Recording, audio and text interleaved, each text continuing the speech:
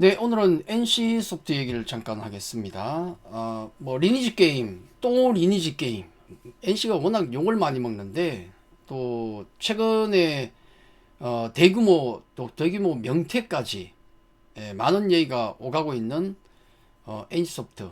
다만 주가는 최근에 괜찮죠? 나름 뭐 바닥에 좀 올라오는 모습인데 제가 그 얼마 전에 지난주인가요? 2025년 그 유망 섹터라고 게임주를 어떻게 봐야 되는가에 대해서 여러분께 아마 설명을 드린 적이 있습니다. 내년 유망 섹터로서 게임주가 어떨까라는 말씀을 드렸는데 최근에 괜찮죠. 예. 요게 제가 그때 보여드렸던 2025년 게임주 투자 포인트가 되겠는데, 첫 번째는 게임주가 대부분 다 낙폭과대다. 또 트럼프 관세 우려가 비교적 적다. 또 구조조정이 현재 일어나고 있다. 또 모바일 게임 수수료가 인하될 가능성이 높다. 내년에 또 대형 신작도 대기하고 있다. 이거 등등 때문에 게임주 내년 괜찮지 않을까라는 말씀을 드렸는데, 그러면 NC소프트는 과연 여기에 부합한 맞는 어떤 투자 포인트에 맞는 회사일까를 살펴보는 거죠. 우선 첫째로 이제 낙폭과대, 얼마나 낙폭과, 단순 낙폭과대예요. 밸류로 얘기하는 게 아닙니다. 차트로 봤을 때 얼마나 많은 낙폭이 있었던가. 어마어마하죠. 2014년에 이때 주가가 거의 한 10만 원대였거든요. 그게 2021년에 100만 원까지 갔으니까 10만 원대에서 100만 원 간 거예요. 10배 종목입니다. 10배 종목. 그게 2, 3년 만에, 거의 한 3년 만에 다시 10분의 1 토막 난 거예요. 얼마 전에 10만 원대 갔으니까. 대단하죠. 그래서 낙폭은 2021년 정점 100만 원에서 10만 원까지 갔었고, 지금 한 24만 원 하니까 지금도 어마어마하게 떨어져 있죠. 오케이, 낙폭과대 오케이, 컨셉에 맞죠. 자, 두 번째 놓고 보면 지금 가장 그 국내 증시, 한국 증시가 어려운 이유 중에 많은 이유가 있겠지만은, 그 중에 하나는 역시 트럼프의 관세 인상. 뭐 자동차 같은 경우도 만약에 보편 관세 뭐 10에서 20%까지만 높여도 현대차, 기아 같은 경우 영업이익이 뭐 18, 19% 감소한다는 얘기도 있지 않습니까? 뭐 그럴 수밖에 없겠죠. 그래서 지금 멕시코라든지 캐나다 쪽에 강한 드라이브 지금 뭐 25% 올릴 거야 막 이러니까 난리도 아니죠. 멕시코에서도 트럼프가 요구했던 여러 가지 조치를 취하고 있고, 캐나다 총리 같은 경우는 당장 막 트럼프 집으로 날아가서 대화를 하고 막 그런 분위기입니다. 우리도 만만치 않다. 우리는 FTA가 다 체결되어 있는데 뭔 상관이냐? FTA 자체를 바꾼다잖아요. 이거 불합리하다. 바꾸겠다. 시간이 또 지나가죠. 그럼 또 자기한테 유리한 쪽으로, 미국한테 유리한 쪽으로 또 바꿀 거 아닙니까? 어쨌든 이게 굉장한 어떤 압박을 주고 있는데, 가장 타겟이 되는 것은 한국이 미국으로도 돈을 많이 버는 겁니다. 우리 게임 쪽이 미국에 돈 많이 법니까? 수출 많아요? 없잖아요. 그죠? 그래도 시장도 작고 그러다 보니까 트럼프의 관심은 게임 쪽에 관심은 없습니다. 이건 없어요. 그래서 관세 리스크만 회피해도 얼마나 좋은가. 그 안에 들어가는 몇 안 되는 섹터 게임 업종이 되겠고. 자, 그리고 이제 구조조정인데요. 지금 게임 업체들은 상당 부분은 구조조정을 진행을 하고 있습니다. 예전에 코로나가 끝나고 바로 직전에 보면 미국은 빅테크 기업들은 구조조정을 굉장히 많이 했어요. 근데 우리는 반대로 그 당시에 오히려 개발 인력이 부족하다고 더 모으고 임금도 연봉도 다 올렸다는 거. 겁나게 올렸어요. 그때 경쟁적으로 막 올렸습니다. 그게 지금 부메랑으로 오고 있는 거죠. 지금 인건비가 장난 아닌데 NC소프트의 총 그 구성원 인력이 지금 4,800명 가까이 돼요. 어마어마합니다. 근데 그 안에 개발자 인력보다도 그러니까 뭐 서포트하는 인력들이 더 많다고 해요. 좀 문제가 있죠, 게임 회사가. 그래서 인력 구조 조정이 들어갔는데 사실 안타까운 부분이 있습니다. 회사 자체가 가족 경영, 김택진 대표의 가족 경영으로 인해서 굉장히 어려움을 겪고 있는데, 그 책임을 구성원이 지니까 안타까운 일입니다만은, 뭐 자기가 직접 칼을 못 뽑으니까 박병무라는 외부에서 인사를 데리고 왔죠. 그래서 지금은 투탑 체제입니다. 투탑 체제인데 그 양반이 손에 피를 묻히고 있는 거죠. 구조조정 M&A 전문가예요.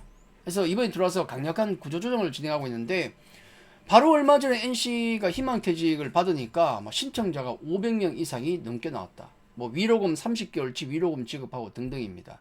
일단 강력한 구조조정이 진행되고 있고, 그리고 조직을 슬림화하기 위해서 내부에 있던 개발팀들을 자회사로 분산을 했어요. 4개 회사, AI 관련 하나, 그 다음에 게임 관련 4개 회사가 분산을 했는데, 그래서 이거는 게임 시장이 워낙 빠르게 지금 그 흐름이 빠르게 진행되기 때문에 이 큰 덩치로는 그 트렌드를 쫓아갈 수가 없습니다. 맞아요. 그래서 분리를 했대. 그래 작은 조직들은 빨리 따라갈 거니까. 말은 맞는 말인데, 그러면 외부로 나간 그 스튜디오, 게임 3개 팀이 각각 스튜디오로 다 밖으로 나갔는데 독립생산자 아닙니까? 만약에 그 회사가 돈을 못 벌고 망하면 어떻게 돼요? 그 인력들 NC가 안아줍니까? 아니라는 거죠. 그러니까 거기서 사라지는 거예요. 그래서 지난번에도 한번 그런 일이 있었고, 이번에 또 희망퇴직을 받고 또 이런 자회사 밖으로 나가는 이런 그 조직 슬림화, 자회사 슬립 이런 것들이 통해서 내년 상반기까지 거의 인력이 한 1000명 이상 줄지 않을까 그렇게 보고 있는 겁니다. 자, 그러면은 4분기 실적은 어떨까요? 굉장히 안 좋겠지. 왜냐면 여기 명퇴자들 위로금을 줘야 되니까. 그래서 엄청난 적자를 볼 겁니다. 다만 그 부분은 일시적인 구조조정 때문이죠. 그래서 그거는 호재예요. 왜냐면 앞으로 그만큼 비용이 줄어드는 거니까. 그래서 강력한 구조조정을 현재 NC가 하고 있다. 오케이. 자, 그리고 이제 인앱 결제, 이제 애플의 인앱 결제가 강요가 사라졌기 때문에 수수료 같은 경우도 막장, 지금 그 국내 게임사들 모바일 게임을 하면은 구글 앱 시장이라든지 애플 앱 마켓을 이용을 안 할 수가 없잖아요. 그쪽을 이용하면 30%를 떼버려요. 도둑놈이죠. 어떻게 보면 독점이기 때문에. 그래서 거기에 대한 EU의 제재도 있고, 우리도 지금 뭐 집단 대응한다든지 이런 모습을 보이면서 아마 향후에 수수료가 한 10%대로 줄어들지 않겠는가. 이 부분은 게임사들에게 굉장히 큰 호재로 작용을 할 겁니다. 향후에 작용할 거예요. 이건 뭐 배급사에게 특히 더 큰 영향을 주고 게임 개발사에도 마찬가지입니다. 큰 아무래도 이제 호재로 작용을 하겠죠. 자, 이런 부분들. 그리고 이제 아무래도 뭐 구조조정도 좋고 뭐 비용 절감도 좋고 뭐 또 앱 같은 마켓 비용 주는 거 좋고 다 좋습니다. 예, 낙폭까지 좋고 제일 중요한 게 뭡니까? 바이오는 신약, 엔터 기획사들은 신인, 게임사는요 신작이 중요한 거죠. 돈을 벌어야 될 거 아닙니까? 그죠? 중요한 건 지금도 벌어야 되고 나중에도 벌어야 돼요. 지금도 벌어야 되고 나중에도 벌어야 된다. 나중에 우리 2년 후에 3년 후에 어마어마한 게임이 나와. 그럼 뭐합니까? 지금 당장 굶어 죽는데. 그래서 지금도 벌어야 되고 나중에 희망도 있어야 돼요. 그 두 개가 있는가를 보시는 게 맞습니다. 그럼 다른 게임사도 마찬가지예요. 자, NC는 최근에 내놓은 게임마다 다 망했습니다. 정말 처절하게 망했어요. 너무 안일한 게임 대충 만들고 BM만, 비즈니스 모델만, 요금제만 사악하게 확률형 아이템으로 가챠 시스템을 돌려가지고 뽑아먹는 그 패턴, 그게 바로 리니지 라이크 게임이죠. 리니지가 그런 걸 하니까 나머지 다른 회사들도 쉽게 돈 벌려고 다 따라했거든요. 리니지 비싸게 만들어서 BM만 강하게 확률형 아이템. 그걸 NC소프트 같은 경우도 리니지처럼 나머지 게임들 똑같이 따라했거든요. 다 망했죠. 게임성은 형편없는데 돈만 빼먹는다. 우리 국내 게임사들이 문제 그거였어요. 거기서 탈피하고자 지금은 이제 와서 노력하고 있는 겁니다. 그 일환 중에 하나가 국내에서 쫄딱 망했던 TL 스론 앤 리버티라는 게임이 글로벌 론칭을 했는데 국내처럼 쫄딱 망했느냐? 그건 아니더라는 거예요. 최소한 MMORPG에 대한 어떤 수요는 확인했다. 지금도 주말 기준 동접자가 한 10만 명은 됩니다. 글로벌 전체로. 스팀 기준으로 한 10위권 안에 들어가 있어요. 이 정도면 물론 또 좀 더 하향 안정할 수도 있겠지만은 이 정도면은 NC 어떤 그래도 NC소프트의 가능성은 보여줬다. 쫄딱 망한 게 아니구나. 자, 그렇게 볼 수 있고, 그리고 이제 또 먹고 살 게 계속 있어야 되니까 12월 4일이네요. 이제 얼마 안 남았습니다. 이번 주에 저니 오브 모나크라는 게임이 론칭이 됩니다. 욕 바가지로 먹고 있어요. 왜냐하면 리니지 W라는 게임을 마지막으로 리니지 게임은 안 만들겠다 약속했거든요. 예, 안 만들겠다 그랬어. 실제 안 만들었는데 이번에 저니 오브 모나크라는 게임이 이제 출시를 곧 하는데 이거 껍질을 안에 까보니까 이거 리니지하고 똑같은 거예요. 또 리니지 게임이야. 근데 이름이 리니지가 아니에요. 약속은 지킨 거죠. 저니 오브 모나크입니다. 이름만 바꾼 역시 리니지 IP를 활용한 게임이에요. 뭐 어떻게 하는 거지. 근데 우리 그런 얘기를 합니다.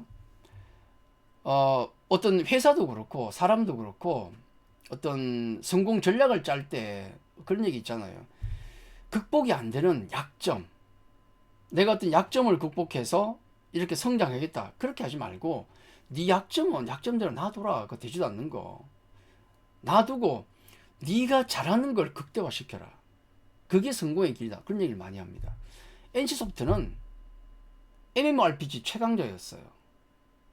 다른 유의 게임들, 캐주얼 게임이나 뭐 퍼즐 게임 등등 이런 건 전혀 못하는데 이번에 꽤 내놨거든요. 다 망했지? 아니구나. 역시 뭐 썩어 문드러져도 하던 걸 해야 되고 그걸 밀어야 된다. 자, 그래서 저니 오브 모나크라는 게임은 물론 결은 좀 달라요. 방치형 게임이나 다른데 또 욕도 많이 먹는데 또 그거냐라 그랬는데 근데 사전 예약자 수가 800만 명을 넘었습니다. 수요가 있다는 거. 어떤 게임이든 쓰레기 게임이든 방치형 게임이든 MMORPG든 아니면 뭐 어떤 FPS 게임이든 뭐 전략 게임이든 뭔 퍼즐 게임이든 뭔 게임이든 수요만 있으면 돼요. 수요가 800만 명이나 있더라. 그러면 최소한 이 게임도 뭐 대흥행 이런 건 못 노려도 왜냐면 BM을 옛날처럼 사악하게 못 가요. 이제는 글로벌 대상이니까. 네. 국내에서 사악하게 놀았는데 글로벌 대상은 그렇게 하면 아무도 안 합니다. 이번 TL도 그랬고. 그래서 그렇게 안 간다 그러면 매출이 어마어마하진 않겠지만은 그래도 최소한 또 먹고 살 게 나왔구나. 그거예요. 그리고 또 하나 이제 그 당장 먹고 살 것도 중요하겠지만은 이제 희망이 있어야 되지 않습니까? 내후년에 우리가 뭐 내다볼 게 있어야 되는데 내년 2025년 하반기로 예정되어 있는데 뭐 날짜를 맞출지 모르겠습니다만은 아이온 2가 지금 대기를 하고 있습니다. 아이온이라는 게임은 워낙에 걸출했던 게임이에요. 한때 PC방에서 기록을 세웠던 1위로 점유율 1위를 정말 수년 동안 롤이라는 게임이 나오면서 아마 이 기록이 깨졌을 겁니다. 롤이 지금 완전 지배하고 있는 시장이죠. 그 전까지는 아이온이라는 이 IP가 워낙에 걸출한 IP고 오랫동안 각인됐던 게임입니다. 명작이죠. 이게 아이온 2가 나오는 겁니다. 뭐 블레이드 앤 소울이라는 명작을 개같이 만들어 가지고 게임이 쫄딱 망하게 되는데 그런 많은 경험이 있기 때문에 아마도 아이온 2 같은 경우는 좀 더 신경을 쓰지 않았을까. 그렇게 나온다면 망한다는 걸 뼈저리게 느꼈어요. 예, 그렇기 때문에 2025년 하반기에 나올 예정인 아이온 2에 대한 기대감도 계속 동사에게 작용을 할 것이다. 저는 그렇게 봅니다. NC의 힘만으로는 안 돼요. NC소프트의 어떤 개별적인 모멘텀도 있어야 되겠지만은 이런 부분들, 뭐 관세라든지 어떤 주변의 어떤 게임 관련된 어떤 분위기들 이런 것도 굉장히 중요합니다. 만약에 2025년에 게임 섹터가 이런 여러 가지 그 호재를 바탕으로 올라간다면 다른 게임사를 같이 올라가요. 그 분위기가 중요합니다. 그 분위기 하나 보시고 두 번째는 NC만의 어떤 강력한 구조조정 또 가지고 있는 신작들 이런 흐름들을 보면서 대응하면 내년까지도 꾸준하게 매매를 할 수 있는 좋은 종목이 되지 않을까 하는 생각이 듭니다. 물론 당장의 실적이 좀 없고 공공하기 때문에 좀 어려움을 겪을 수 있어요. 하지만은 턴어라운드 관점에서 놓고 본다 그러면은 계속 관심 있게 봐야 되고 특히나 이제 두 가지 정도가 플러스를 이렇게 살짝 힌트를 드린다면 만약에 중국 관련 얘기가 나오면은 또 힘을 받을 수 있다. 첫째. 두 번째는 뭐냐면 내가 못 만들면 M&A를 하면 되지 않습니까? 동사는 현금성 자산이 조 단위로 갖고 있어요. 그래서 M&A 어떤 모멘텀이나 구조조정 이후에 M&A 모멘텀이 나온다면 또 다른 주가 흐름이 나올 수 있습니다. 자, 이런 흐름을 보시고 두 가지 중국과 M&A가 모멘텀이 될 수도 있다는 생각은 가지고 동사에 접근한다면 뭐 좋은 결과가 앞으로도 더 있지 않을까. 자, 그렇게 말씀을 드리겠습니다. 자, 오늘은 NC소프트의 주가 전망을 살펴봤습니다. 포인트가 중요해요. 자, 포인트를 잘 보시고 팔로우 하신다면 아마 내년까지도 좋은 성과가 있을 수도 있을 것이다. 그렇게 말씀드리겠습니다. 자, 오늘 여러분께 말씀드린 내용이 투자에 도움이 되신다면 구독, 좋아요 눌러주시면 감사하겠습니다. 자, 여기까지입니다. 고맙습니다.